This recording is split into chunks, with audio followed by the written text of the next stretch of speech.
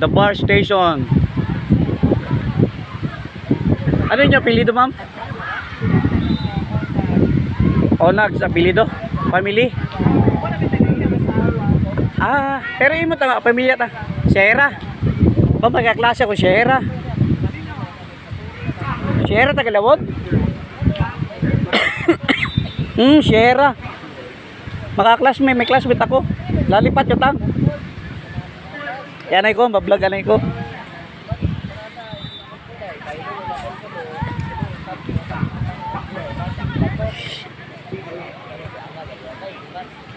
Hello ma'am. What's up mga bossing? Welcome to Ibahay, Aklan.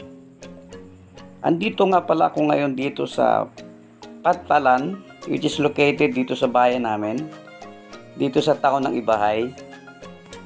Very memorable po itong lugar nito sa Pantalan dahil dito po ako lagi na namamasyal ng aking kabataan at nung high school days namin. Napakaganda talaga balik-balikan ang mga nakaraan ng aking kabataan dito sa lugar na ito. Yung Pantalan nito napaka memorable sa lahat ng mga taga-Ibayhanon. Shoutout nga pala sa mga taga-Ibahay, lalong-lalo ng aking mga kabats sa batch 1979 sa Melchor Memorial School. Naalala ko pa nga tuwing hapon, nagpupunta kami dito sa dagat na ito at dito kami naliligo para ma-refresh yung whole day na activities from school ng mga time na yan.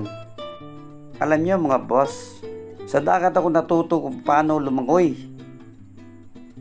Ako lang mag-isa nag-aral lumangoy para matuto. At itong area na ito napakaganda talaga ng talawin. Talagang nature na nature po mga bossing. Masarap sariwain ang mga alaala ng mga panahon ng aking kabataan.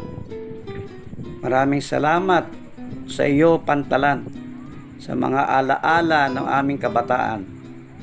Mabuhay ka at mabuhay ang Ibayhanon.